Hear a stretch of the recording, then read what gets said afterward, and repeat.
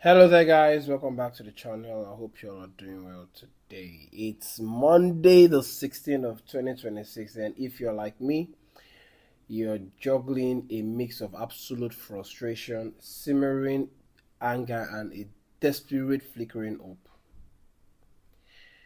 This isn't just any Monday, it's a day when the past eventually catches up with us, and the future frankly looks like a sheer cliff face. We've got two monumental topics absolutely dominating the Chelsea universe, and the first one is the breaking news of Premier League sanctions hitting our club for historical breaches, and the colossal, seemingly insurmountable task of overturning a three-goal deficit against PSG in the Champions League tomorrow night. I still have a salt taste in my mouth from that Paris shit show, and frankly from even the game against Newcastle. So let's not mince word here, okay, and just have a deep dive into the mess we find ourselves. So just hours ago, the Premier League dropped a bombshell. Chelsea has been fined a £10 million, £10.75 million, and it's hit with an immediate 9 month academy transfer ban and a 1 year first team player transfer ban suspended for 2 years. And let that sink in. This isn't a minor slap on the wrist, it's a direct consequences of the issues Bluco, our current owners, so condemnably self-reported during the due diligence when they took over the club in 2022. And this they uncovered what they called potentially incomplete financial reporting, and from the which was from the Roman Abramovich era, and specifically between the year of 2011 to 2018. And what exactly are we talking about here? This includes undisclosed payments and payments made by third parties associated with the club to players, unregistered agents, and other third parties. Now, when you think big names that defined an era, we're talking about players like Eden Hazard from Lille. We talk about William and Samuel Eto'o from AZ Makakala, and these were monumental transfers. Okay, fundamental to our. They were really fundamental to our success, but the transparency, it seems, was lacking. Well, if you guys want to come at Chelsea for that, well, I dare you guys to say that your club owners have not been involved in any shady uh, dealings. You're only hearing of Chelsea because Chelsea's owners come to light. I don't think anyone would have anything to say if they decide to investigate everything. Now, there's a reason why billionaires are billionaires. They always have to look for a way to get away with stuff, and this is just part of it. So I'm not even gonna be angry at Roman Abramovich. Rather, I'm going to be thankful that he actually explored all the options that were available to him, and he made the choices that he did. Okay, so this, like I said, these were monumental transfers that were fundamental to our success, but the transparency, like I said, seemed lacking. And the Premier League explicitly stated that Chelsea accepted, among other things, that the making of this payment, as well as the failure to disclose them to the league, constituted a breach of the requirement to act in good faith towards the league. And that's a serious charge, folks. Now, the silver lining is, if you can call it that, is the recognition of our current ownership's action. Now, the Premier League specifically cited Chelsea's exceptional cooperation throughout the investigation, and that without those voluntary disclosures, okay, and the act of self-reporting, a number of Premier League breaches may never have come to the attention of the league. And this proactive approach, including disclosing thousands of documents and even reporting additional evidence from a third party regarding a former employee in the academic transactions, clearly worked in our favor. Yeah, and Crucially, the Premier League's own robust financial analysis concluded that in no scenario would the club have exceeded the maximum allowable loss of £105 million over 3 years assessment period in the rule. So this means that we are not being accused of breaching profitability and sustainability rules. That's the PSR, and which is a huge relief and explains why we have avoided point deduction. Now, the £10 million fine relates to these financial reporting issues, while 750,000 pounds is for breaking youth development rules. Now, speaking of the academy ban, let's clarify because the club statement does uh, uh, the 9 months restriction applies only to academy players who have potentially or previously been registered with other league or EFL club in the preceding 18 months. Now, it doesn't apply to the current Chelsea players, international players, or players applying for their first registrations at under 9. So while it's a blow, it's not a complete shutdown of youth recruitment. Actually, I would have thought that they would have taken advantage and blocked Chelsea from buying players from the age of 16 to the age of 19 thereabouts. That's what I would have. I think that would have made more sense because that way Chelsea will have to look for players or look at players from the age of 22 and up, or players with at least credible amount of experience. That's what I would have hoped for. So the breaches themselves were non-financial. They were apparently related to early contact and under formal senior academy leadership. And remember, Blueco, okay, were smart. They set aside around £150 million of the takeover funds to deal with precisely this kind of unforeseen historical liability. So while a £10.75 million fine stings, it's effectively being prepaid. Now, this chapter related to the Premier League is now concluded, though a separate FA disciplinary process for similar conduct remains ongoing, and a long, uncomfortable look in the mirror, but one we seem to have navigated with minimal immediate sporting damage, and thanks to our own self reporting. Now, that's everything that I have to say regards to these sanctions and fines and whatever. Okay, well, at least that's over with now. We're done with that, and now we can look forward and move on to other important things. Now, can we dare to dream of a comeback? Can we do a remontada? Okay, from the past to the present and what a present it is. Tomorrow night we welcome PSG to Stamford Bridge for the second leg of our Champions League round of 16 tie, and trailing by a soul-crushing 3 goals. Okay, and look, guys, you know me. Okay, I'm a Chelsea fan through and through, but let's be brutally honest. My gut tells me we're out of it already. Okay, we are out of this Champions League. Why? Because looking at how far we've come, how leaky our backline has become, and how weak our mental fortitude appears to be, it just looks like a very tall order and a very huge mountain to climb for me. Okay, is there a chance for Chelsea to cancel out the 3 goals deficit? Absolutely. Now, this is football, and the Champions League at Stamford Bridge, miracle happens. Okay, but do I think this team is capable of doing it? I'm not so sure about it, and that frankly is the most frustrating part because now I'm recording this because at the time of this recording, okay, Liam Rosner's Champions League conference, so I'm not has not fully come out. Okay, he has not been fully out. Yeah, so I'm not fully sure of the absolute latest fitness updates with regards to the squad, but I think I've heard something like Rhys James has actually been injured on on the eve of of an important Champions League second leg. Well, like, it is what it is. Just when we need some sort of hope and boost, and we're getting this.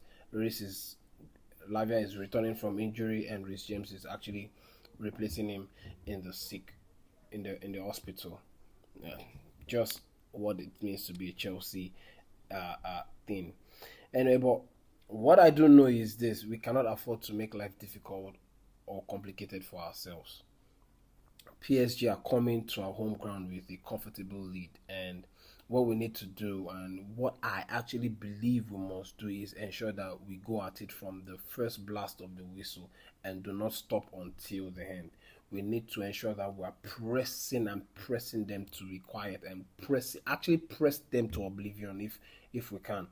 Forget all the fancy stuff, keep it simple, because PSG might be used to playing in small boxes, but if we don't give them that space, and if we play with our intensity we showed in Paris before the faithful, or I mean, before the head loss in the last 15 minutes that cost us everything, then I think that we are halfway to doing something magnificent. Now, the other crucial point that I have is that we need to ensure that we do not concede unnecessarily. We have to try as much as possible not to let them score. And I know we can score and possibly even beat PSG on the night. But can we cancel out that result and keep our back line and even our midfield tight? We need to avoid being leaky because PSG will capitalize on it. We need to make it simple, just like Rosino did in the first few games. And believe me, 50% of the problems we're facing right now are self-inflicted. Okay, things that are reasonable, then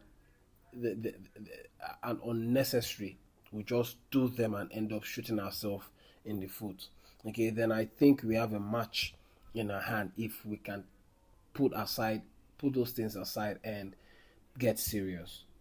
We might be young, but yeah, we were young. We were young, yet we won the Club World Cup. We were young and we've done stuff. Okay, so let's put aside the naive talk of being too young and all that and lacking experience and all that. Yes, the experience sometimes is lacking and obvious, but then it's what we've got to do. But if we can keep our heads and match them toe to toe, I think we can do something really, really, really um, mind blowing. And I think we have a match in our hand. Okay, so it's all in our hands right now. And then, so with that heavy context, let's just talk tactics because I've got to line up. I've been wrestling with and both with Sanchez and goal. Okay, let's just forget Jorgensen for this one, please. Okay, the difference between Sanchez and Jorgensen is in short stopping rather is night and day. Yes, Jorgensen is superior with using the ball, but tonight I need a short stopper. Okay, I need someone who will stop balls from going into the net, and that person is Sanchez. I don't care if you have to just kick it long or clear your lines and let the boys contest for it. No unnecessary ball playing from the back. Okay, this is Champions League night football. This is where it matters most. Okay, so with that being said, I'm going to go with Sanchez in goal, as I've said, for his shot stopping ability, and the defense. I want to see Gusto at right back because it's been put out there. Like I said, I heard that Rhys James has been injured and is been going to be out for apparently 2 months. Is that not great? Anyway, it brings the energy and overlapping runs. I just don't want to find him. I don't want Gusto overlapping. Please do what you know how to do best, which is bomb for up and down. Okay, and do that. Okay, and that's what we need. Okay, at centre back, I'm going to go with the pairing of Chaluba and Mamadou Sarr because ideally I would have gone with Fofana. Okay, but I want Fofana to sit this one out. Honestly, I think he's fatigued.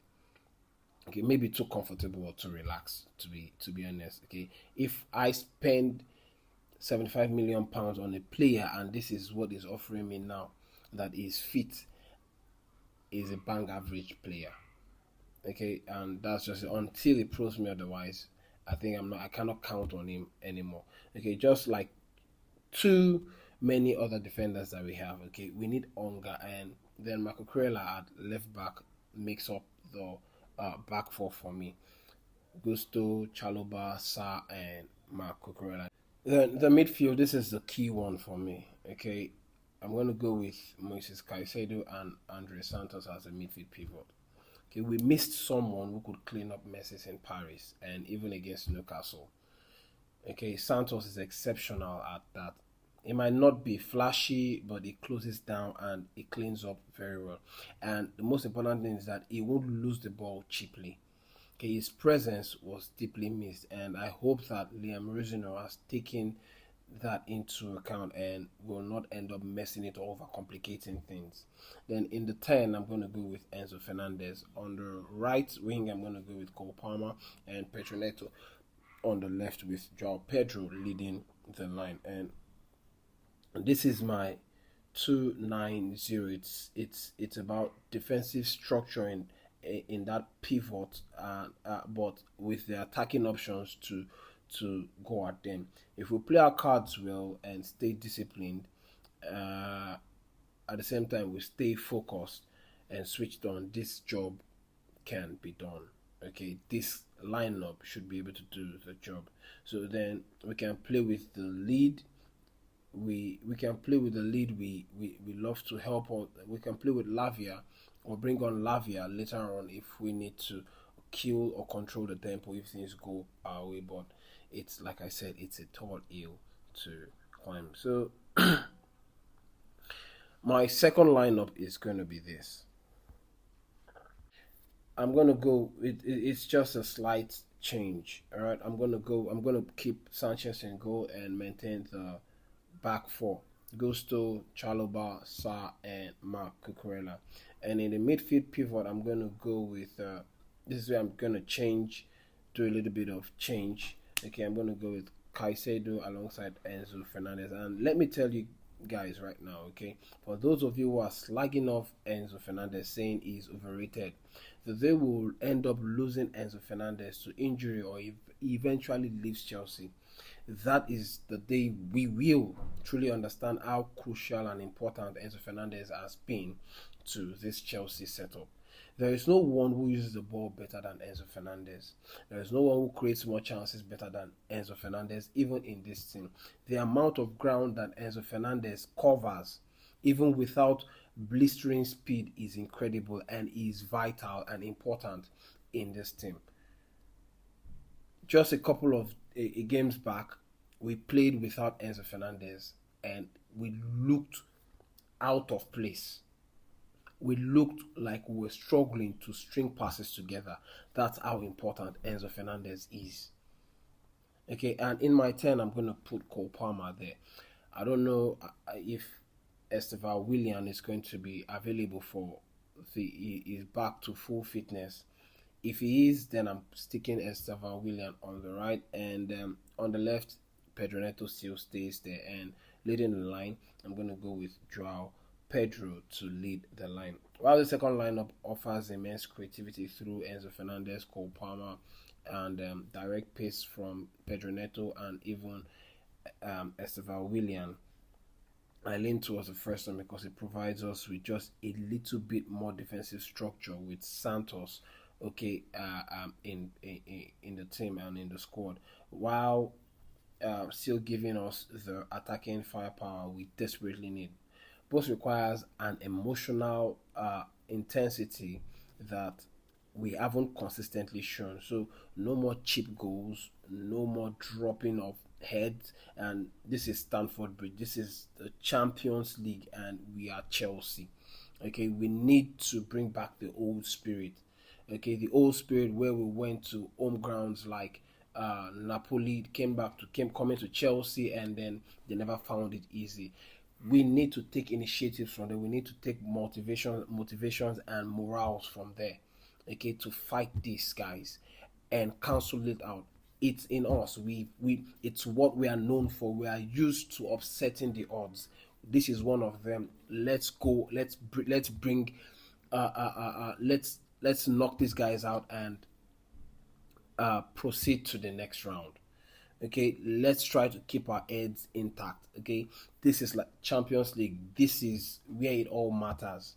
All right, and like I said, we're Chelsea. The fans will be there. The question is, will these guys actually uh, uh, uh, uh, turn up? will the players actually turn up? And this is our chance for redemption, a chance to prove all doubters wrong again, and including me. Because right now, I'm tired. That's the least I can say. Okay, so let's make every PSD touch feel like someone's left the stove on at home. Okay, and that's all I have for this particular video. Okay, on the 6 yard banter, a grim financial past to resolve, but a Champions League future hanging by a thread. Let us know what you guys think in the on the Premier League sanctions, and more importantly, your preferred lineup for the PSG game in the comment section below. Can Liam Rosino inspire a miracle? We'll find out tomorrow, but until next time, it's Chelsea first and rivals next. Peace.